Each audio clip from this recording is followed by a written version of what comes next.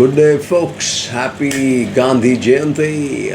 Closing down. China obviously celebrated its Chinese Day and sent the largest incursions into Taiwanese territory. Sometime I think, I actually believe that in case of Ladakh, it was just a sideshow to show the world that if they had knocked India down, that, watch out. Taiwan really was the real target. But unfortunately, somebody let the cat out of the bag. Somebody didn't tell the Chinese that the way the Indians would react, and that actually then blew up in their face, because the rest of the world now knew that you could stand up to China, and if not win, you can checkmate them. You could ensure that they would not be able to achieve their objective.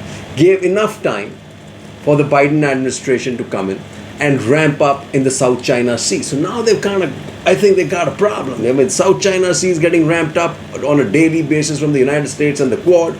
You have the Indian Defence Forces, as you'll see, also ramping up on their borders on both sides, on the east and the west. So China now really, and their economy is in deep dive, especially after the Evergrades problem, which has actually the can's been kicked down the road, but it's going to come back and bite, because there are about 100 more like Evergrades, right? What do we have here? The significance of PM Modi's visit to the US. Let's now close this out, right? There's a lot of debate, and a lot of folks who are basically Lutyens, Delhi, or amping up what China wants to say or reflect what Russia is suggesting. But this is the reality, right? PM Modi's extraordinary warm meeting with Biden, including Mo-Jo hug, evoked affinity. It was preceded by a remarkable connect and meeting with Vice President Kamala Harris, in which PM Modi described the US and India as natural partners. Harris suo moto expressed concern about Pakistan's support for terrorist groups on its soil and asked Islamabad to take action against these groups so they don't threaten the security of India and the US, thus making common cause. Then both sides have described the outcome as a landmark, opening a new chapter outside and demonstration of political will and intent at all levels, bilateral, regional and global. They set an upward trajectory for a future-oriented and transformative Indo-US strategic partnership. There's a lot of chatter going on that Kamala Harris dressed down Modi, read him the Riots Act as far as democracy concerned. I just wonder how many people were in that room, right? Despite Biden's disavowal of the US seeking a new Cold War or a world divided into rigid blocs, the evolving US-China binary is changing the game for emerging powers such as India in a volatile neighborhood. Amid these geopolitical shifts, India's mission is to seek strategic conversion with like-minded partners and multipolarity within the bipolarity. India's strategic convergence and security partnerships with the US and Quad provides an essential strategic space for India.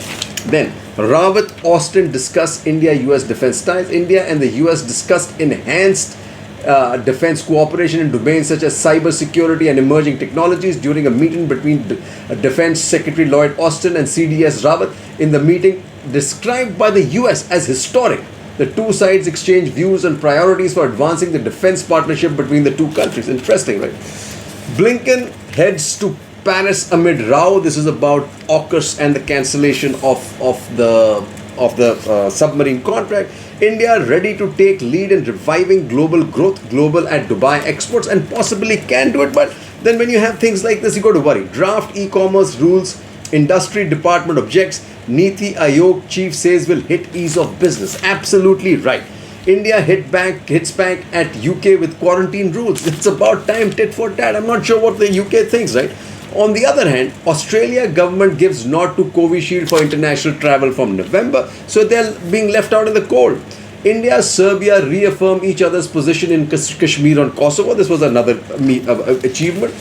India not taken into confidence over Doha peace deal, says Jaishankar. This is an important point to make the way Afghanistan is going.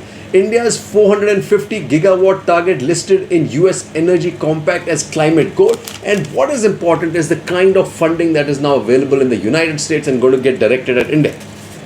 What we have to worry about is virtual terror. Ransomware attacks in the US foregrounds the need to better protect key infrastructure. We can learn from the United States, and working in full transparency with Israel officials, says the NSO. This is the other important linkage that we need to have, right?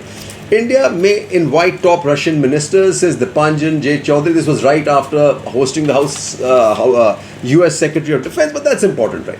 But what is happening in Pakistan? Now, the US Russia working on Biden Putin meeting, which happened, was very, very cordial, let us say. US had concerns with Pakistan role over terror safe weapons. This is in the Senate committee meetings. Taliban says they have raided ISK hideout in Kabul North. You will hear a lot of this information coming up, so that Taliban can say that we are going after the terrorists, so we are a regular people, recognize it, but don't fall for it. Pakistan blames lobbies neighbors for US bills seeking sanctions. This is, remember, there's a bill out there seeking sanctions, as I mentioned yesterday, against countries who help Taliban rout the Americans. And that exactly, folks, is Pakistan. Port deal before Shringla's visit, key to balance China. Sri Lanka's port authority has this week signed an agreement with India's Adani Group to build a new terminal next to a Chinese-run jetty at the Colombo port.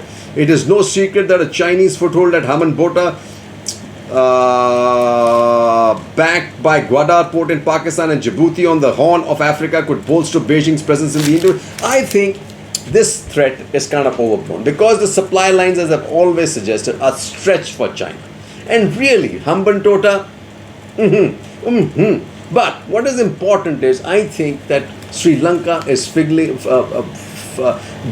the burn now because of cold shouldering by India, and in a sense as business as usual as far as India is concerned. And I figure they figured it out that they now need India a lot more than India needs them, right? And that's the message that should be sent. Indo-Lanka ties cannot be left to serendipity. Other countries may have deep purses, but India has the heart and the compassion to help a neighbor in need, which we do. But for that, you have to clap with both hands, folks. Cheers. More later. So, folks, Beijing wants the world to have the world view. Everybody, they want to be viewed from Beijing's point of view. Why should anybody care what Beijing thinks, man, when it never really cares about what anybody else thinks, right?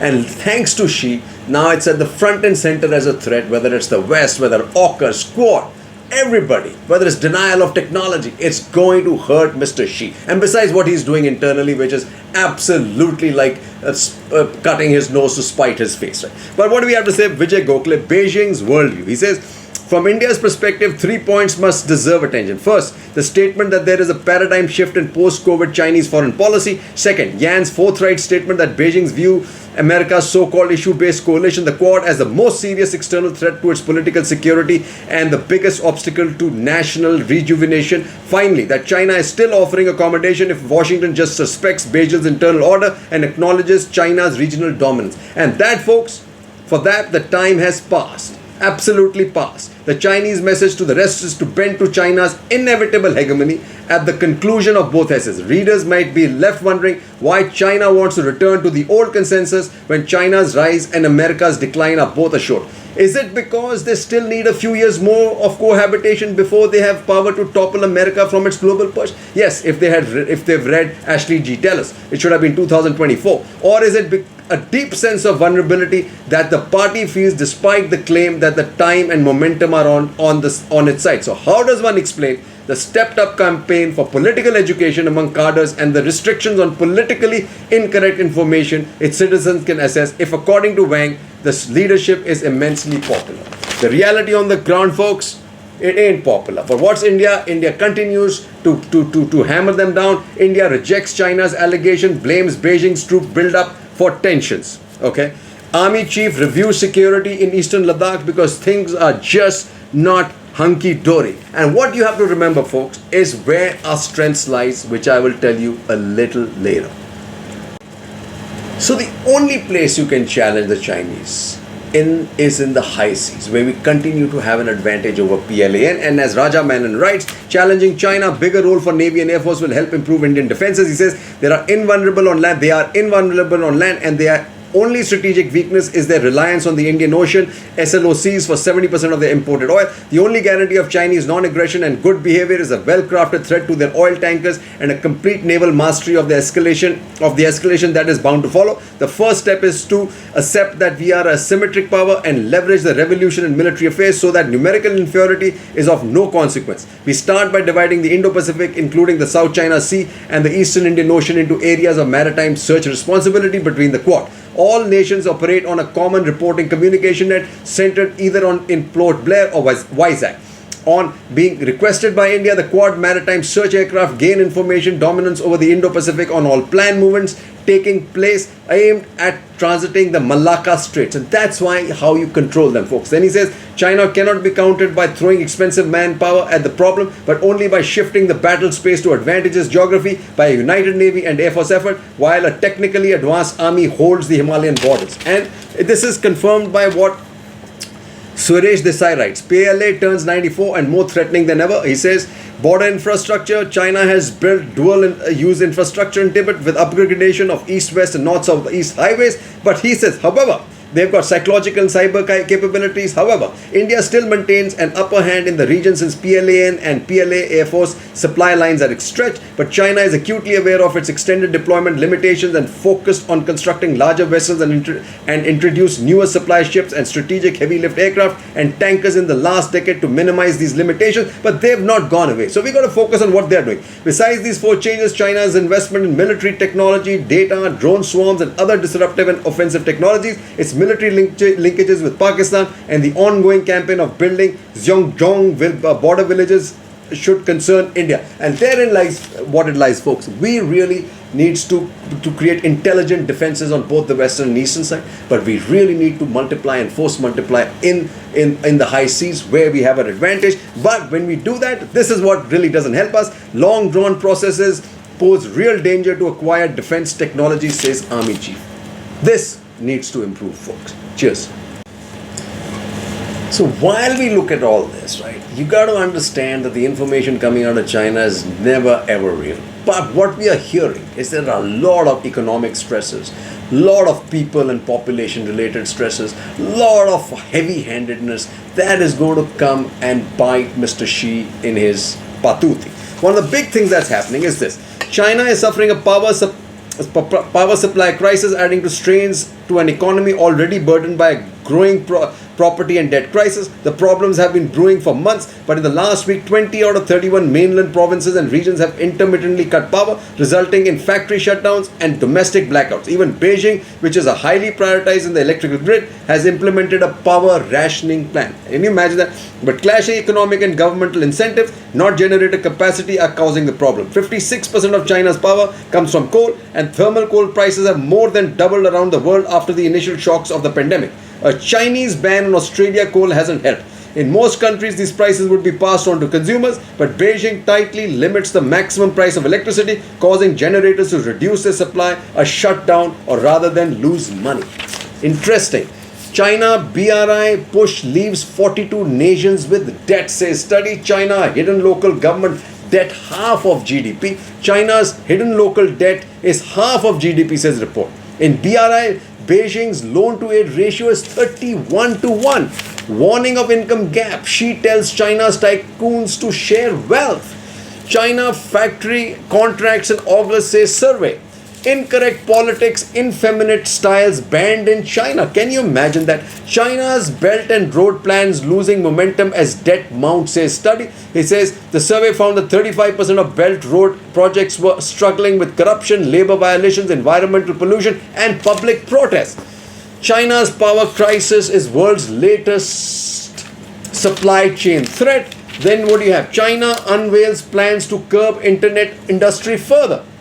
Then you have Evergrande, she is hemmed in, says Ruchir Sharma. He says the world's most indebted real estate developer, Evergrande, has been teetering on the verge of default. Its troubles are reverberating across China's property sector and the world. He says China is stuck in the deep end of the quagmire, with rising debt fueling the expansion of financial markets to precarious levels across the global economy. What we are likely to witness over the coming months is an epic clash between a leader with supreme powers determined to challenge the course of his nation and the economic constraints imposed by gangatrum debt. Now this, folks, is where you'll see this whole mystery unravel in China. Jai Hind. Just remember, India is up there. We've not lost the plot yet. If we can get our act together, get our economic activity going, make sure the Quad and the other associations we are building are actually properly utilized, we can counter this threat, folks. Cheers. Jai Hind.